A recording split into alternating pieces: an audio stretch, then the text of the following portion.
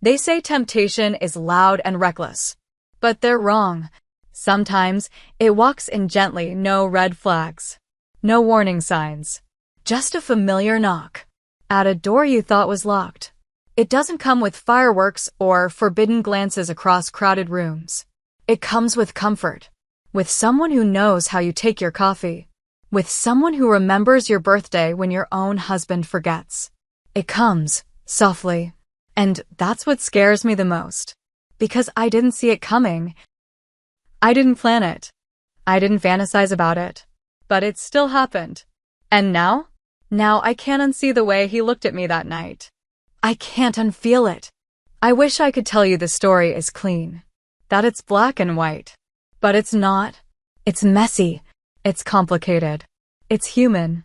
This isn't just a story about infidelity. It's about the spaces between people. It's about silence in a marriage. It's about what happens when you feel like a ghost in your own home, when your body is there. But your heart? Your heart hasn't been touched in years. I was just trying to feel alive again. Not fall. Not fail. Not betray. Just breathe. You see, when you go so long without being seen, the first person who really looks at you, who really sees you, feels like salvation. Even when it's someone who should have been off limits from the start. Even when it's your stepson. I know how that sounds. I know what you're thinking. But before you turn away, before you judge me, I want you to hear everything. Because no one wakes up and says, today, I'm going to cross the line. No one sets out to break hearts or rules. Sometimes it starts with loneliness. With a dessert shared over laughter. With a spoon offered across the counter. With one moment that should have meant nothing, but meant everything. And even now, almost a year later, I still replay that night in my head. The way the air shifted, the pause between our words. The way he looked at me, not like a child, not like a friend, but like a man, wondering if I felt it too. And I did. God help me, I did.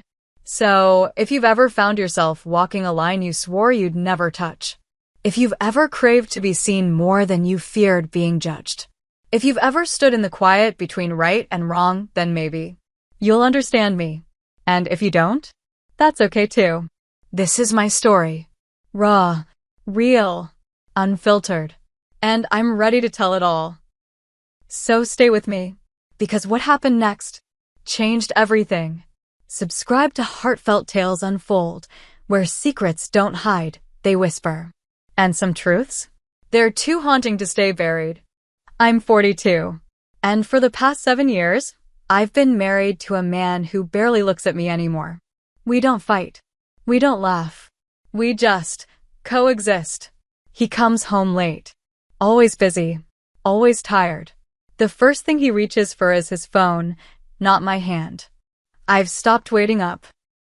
Stopped asking how his day went. Stopped hoping he'd notice when I changed the sheets or changed myself.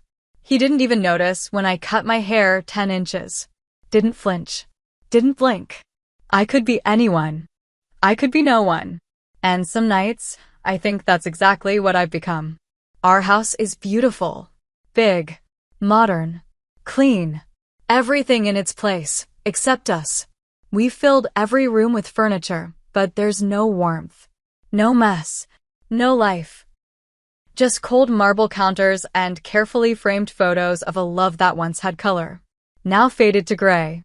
Then came David. My husband's son from a previous marriage. 22.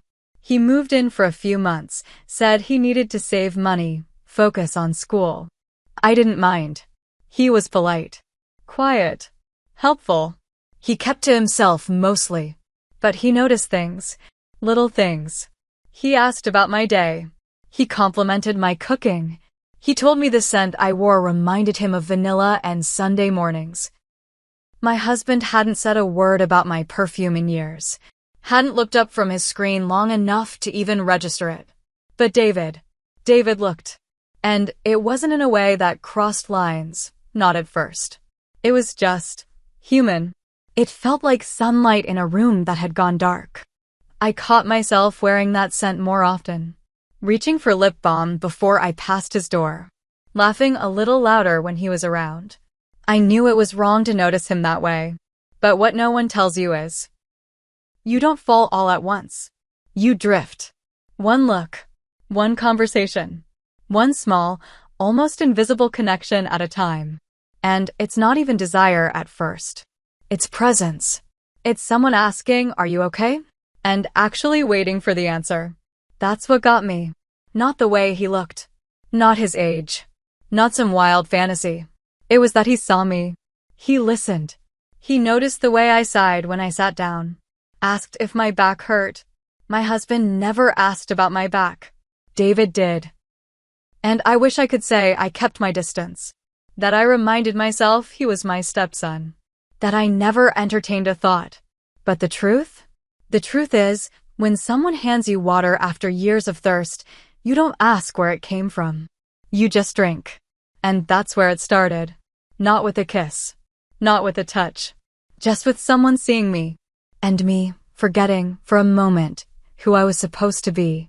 It was a Sunday afternoon. One of those slow, quiet days when the house feels too big. Too still. I'd found an old recipe card buried in a drawer, my mother's handwriting, faded at the edges. Her banana walnut bread. She used to make it every time someone needed comfort. And I guess, maybe I did. I pulled the ingredients out one by one, not expecting anyone to care. My husband was in his usual place on the couch, glued to a screen. I told him I was baking. He didn't even look up. Just mumbled, "I'm not hungry." He never is. I didn't answer. Just stirred the batter in silence. Let the smell of vanilla and cinnamon fill the kitchen. And then I heard footsteps. David walked in barefoot, hair messy, holding a half-read book in one hand. He paused at the doorway, looked at the bowl, and smiled. "Smells good," he said. I shrugged. "It's just banana bread." "Still smells good," he repeated, walking over to the island stool, sitting down like he'd done it 100 times before. He didn't ask if I needed help. He just grabbed a clean dish towel and started lining the baking tray. That small gesture, so simple, so quiet, touched something in me I didn't know was still sensitive. We moved around the kitchen like we'd done it before. Like we belonged there. I cracked a joke. Something silly, something about how my mother used to say the batter always tasted better than the bread. He looked at me, eyebrows raised. "Want to taste it before it's done?" I teased, offering him the wooden spoon. He hesitated, just for a second. Then smiled. That smile, half curious, half amused. Like he wasn't sure if I was joking or daring him. He leaned forward, licked the edge of the spoon, and laughed. She was right. The batter's better. I laughed too. But inside, I was still. Because for just a second, as he handed the spoon back, our fingers brushed. And he looked at me. Not in a way that was bold or inappropriate, but in a way that was aware. Too aware. His eyes held mine just a little longer than they should have. Not long enough to name it, but long enough to feel it. And in that tiny moment, barely more than a breath, the air in the room shifted. The kitchen, once cold and familiar, suddenly felt warmer, thicker, like something had been left open or unlocked. I looked away first, stirred the bowl again even though it didn't need stirring. He said nothing else, just sat there while I poured the batter into the tray. It was nothing. And yet, it wasn't. Something passed between us. Something silent. Something soft and dangerous. Like a thread being pulled taut. Too thin to see. Too real to ignore. That night, I told myself it was nothing. Just a moment. A look. A harmless exchange in a quiet kitchen. But my mind wouldn't let it go. I laid in bed, eyes open, staring at the ceiling while my husband slept beside me, his back turned. As always, body curled toward the wall like I didn't even exist on the other side of the bed. I listened to the silence, then to the faint hum of the hallway light, and beyond that, David's room. The soft creak of floorboards.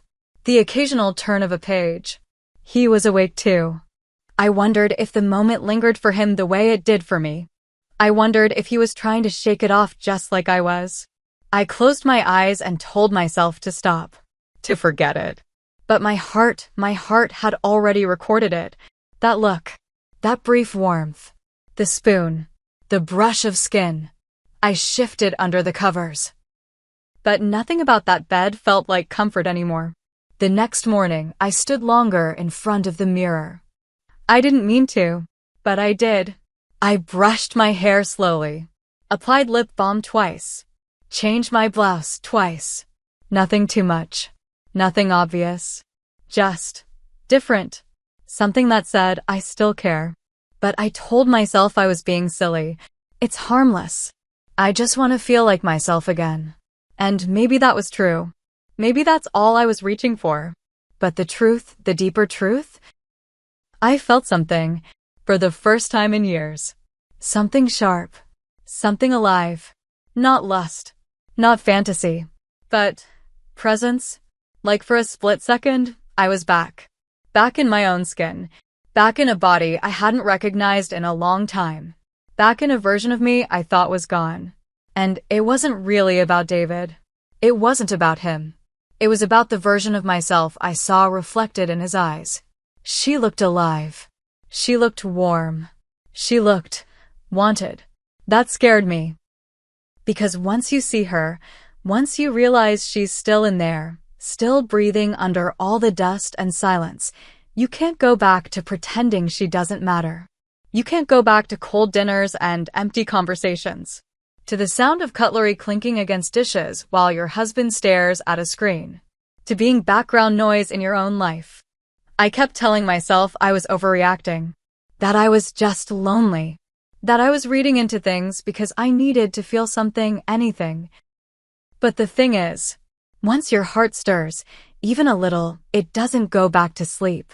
Not easily. And mine? Mine had just woken up. After that Sunday, things shifted. Not suddenly, not with any grand declaration, but with small, almost invisible steps. David started spending more time in the kitchen. He never said why. Just wandered in while I was cooking, leaned on the counter, asked questions he already knew the answers to. He watched me move like I was something worth paying attention to. And I didn't ask him to stop. He complimented my cooking, my earrings, the color of my blouse. Never in a way that felt forced or heavy, just observant. Like he noticed details no one else did. Like he wanted to. And for someone who had grown used to being unseen, that attention felt like oxygen. We started talking more. About books, childhood memories, random things. I'd tell a story, and he'd listen, really listen. Eyes on mine, no phone, no distraction. Just presence. And I laughed. God, I hadn't laughed like that in so long. Not the polite chuckle I gave my husband out of habit, but deep, real laughter that surprised even me. One evening, I was rinsing dishes, sleeves rolled up, water warm against my skin. David stood beside me, drying the plates. We moved in rhythm, passing dishes, wiping, stacking. Then our hands brushed. It wasn't intentional. But neither of us pulled away. We just stood there for a moment, fingertips resting lightly. Not enough to be called a touch. But far too much to call an accident. I looked at him. He looked at me. And in that split second, the room felt charged. Like the space between us was humming. But I didn't move. And neither did he. We just kept drying dishes like nothing had happened. But everything had. A few days later, I baked the banana bread again. Same recipe. Same bowl. Same scent filling the air. I told myself it was just a craving. That I wanted to feel close to my mother. But deep down, I knew. I wanted to see if he'd remember. He walked in like he always did, soft smile, hands in his pockets. I looked up from the bowl and said it again, without thinking, "Want to taste it?" He paused, then stepped closer. Closer than last time. I held the spoon toward him, but this time, I fed it to him myself. His lips brushed the edge. His eyes didn't leave mine. It was nothing. And it was everything. My hand trembled slightly. I hoped he didn't notice. But he did. I could see it in the way he swallowed, slow, deliberate. And then the front door opened. Footsteps. My husband. David stepped back quickly, wiped his mouth, went to the sink. I stood frozen, the spoon still in my hand. My husband walked in, briefcase in one hand, loosened tie around his neck. He looked at us, looked at the dessert, said nothing, but something in his eyes shifted. It wasn't suspicion. Not exactly. It was more like recognition. Like something in him finally noticed something that had always been there, quiet, waiting. He kissed my cheek out of habit, muttered something about being tired, and walked past us like we were furniture. But that moment, that breath of silence between his glance and his turning away, that was the last night anything between David and me could be called innocent. The night it happened, the sky broke open. Rain like needles against the windows. Wind howling through the cracks in the house like it was trying to warn me. I remember the way the thunder shook the walls low, deep, like something ancient groaning awake. My husband was out of town. Another conference. Another hotel bed. He barely told me goodbye. Just a nod, a rushed sip of his suitcase, and the sound of the front door closing behind him. The house felt emptier than usual. Too big. Too hollow. Like every room echoed with things we never said. I poured myself tea. Sat on the couch. Tried to focus on a book I'd read before. The words didn't stick. The storm made everything feel raw. And then I heard it. A sound I wasn't expecting. A scream. Short. Sharp. From down the hallway. David. I didn't think. I just moved. Bare feet on cold tiles, heart pounding harder than the thunder. His door was open a crack. I pushed it slowly. He was sitting up, drenched in sweat, breathing like he couldn't catch his own air. Eyes wild, hands gripping the sheets. David? I whispered. He didn't answer. Just looked at me like he didn't know where he was. Or who he was. Like whatever he saw in that dream still had its hands on his throat. I crossed the room, sat on the edge of his bed, touched his arm. He flinched, then grabbed me. Not hard, not rough, just desperate, like I was the only real thing in the room. I wrapped my arms around him, held him the way I used to hold my son when he was little and afraid. But David wasn't a boy. He was a man. And this moment wasn't safe. He buried his face in my neck. His breath was warm, shaky. His fingers gripped the back of my robe. And I didn't pull away. I should have. God, I should have. But I didn't. I told myself it was just comfort. Just a moment. But the moment stretched. And then my robe slipped. Only slightly. Barely noticeable. But his fingers lingered. Not by accident. Not out of confusion. They stayed. He pulled back, just enough to look at me. His eyes searched mine. He wasn't crying anymore. He was just looking, seeing me. And I kissed him. He didn't lean in. I did. My mouth met his like it had been waiting. Like it knew. It only lasted seconds. But it shattered everything. We pulled back fast. Like the air burned. Breathless. Eyes wide. Hands trembling. He whispered my name. Barely audible. And I couldn't speak. The shame hit fast. Like a wave. Hot. Ugly. All-consuming. I stood. Too quickly. Almost fell. Didn't look back. I ran down the hall like a thief. Closed my door. Locked it. Pressed my back against the wood like I was trying to hold something in. Or keep something out. And then I looked in the mirror. And I saw her. The woman I swore I'd never become. The woman who crossed the line. Her lips were still parted. Her eyes wide with disbelief. And all I could think was, who the hell am I now? Because I didn't recognize her. Not at all. The next morning, the house was quieter than usual. Not just quiet, but tense. Like even the walls didn't know what to say.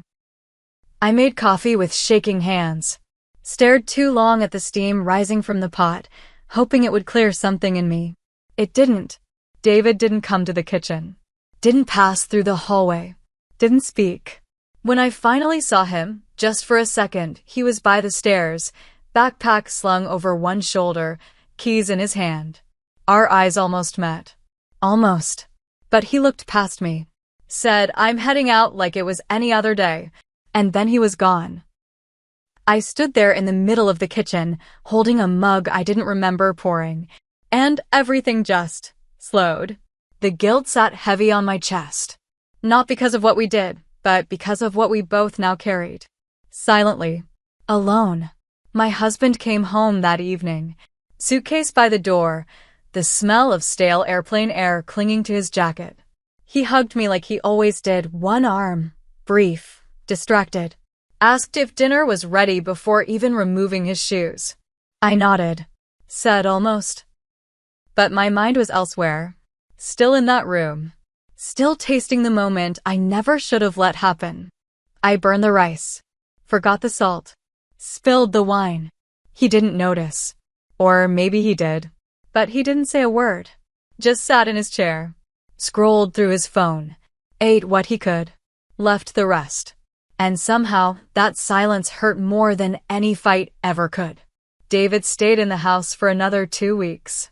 We barely crossed paths. When we did, it was brief, polite, distant. He didn't come to the kitchen as often, didn't sit by the counter, didn't offer to help, and I didn't bake. Not once. I avoided mirrors, avoided my own thoughts.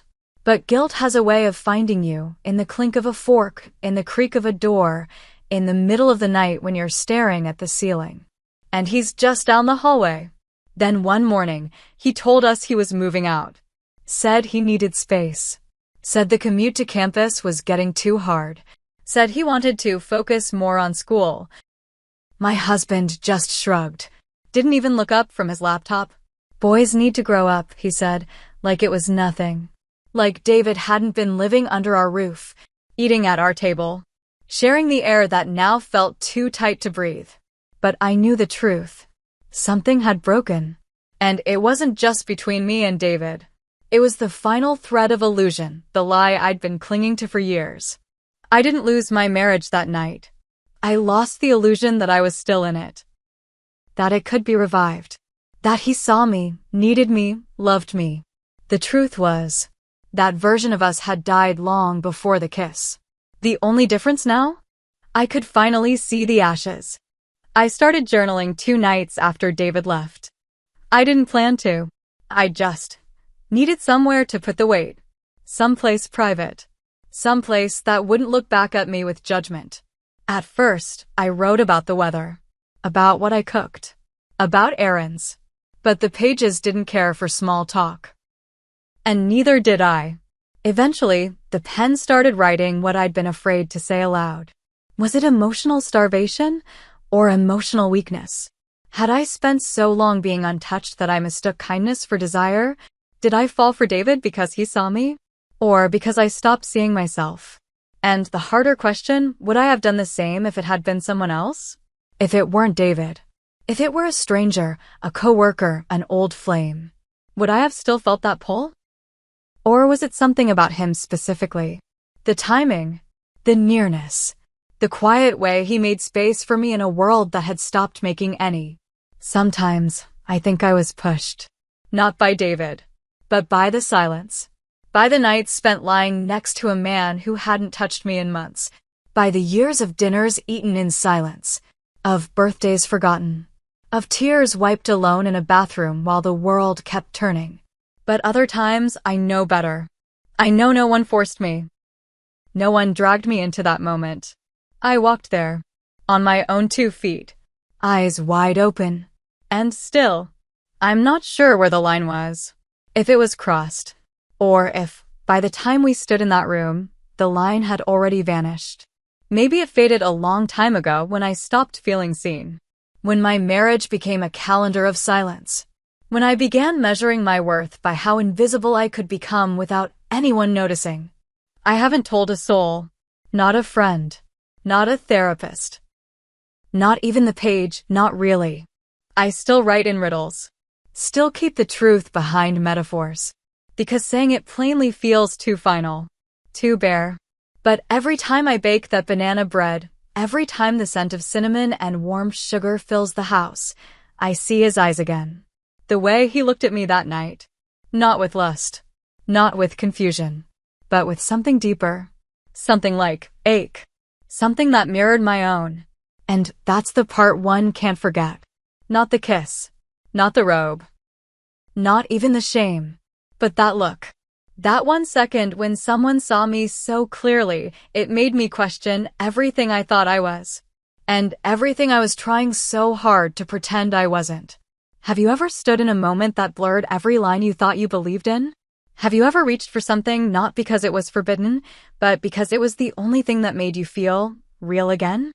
I ask myself that every day. Was I wrong for craving what my marriage no longer gave? Or was I just human? Is there ever a clean way to hunger? Is there ever a safe way to be invisible and still feel alive? I don't pretend to have answers. I only have my truth. And if you've been here, if you've ever crossed a moment you swore you wouldn't, I want to hear from you. Not to be judged, not to be fixed, but to be understood. Because sometimes the most honest parts of ourselves live in the stories we're too scared to tell. So tell yours. In the comments, in whispers, in your own way. I read every single one. No judgment here, just echoes of what we're often too afraid to say out loud. And if this story made something stir in you, a memory, a regret, a breath you didn't know you were holding, then maybe it's time to stay a little longer. Subscribe to Heartfelt Tales Unfold, where the truths we bury finally speak. Tap the bell, because the next story might not just sound familiar. It might be yours. Some betrayals don't come dressed in secrets and seduction. They come in aprons, in tired hands, in the way you keep showing up for a life that stopped showing up for you. They taste like cinnamon. And guilt. They don't scream. They whisper. They whisper in shared glances. In a spoon held too long. In the way someone's presence suddenly feels like air after a lifetime of suffocation. And the scariest part? It wasn't what happened. It was how easy it was to happen. How natural it felt to be seen. To be held. To be kissed like I hadn't faded into furniture.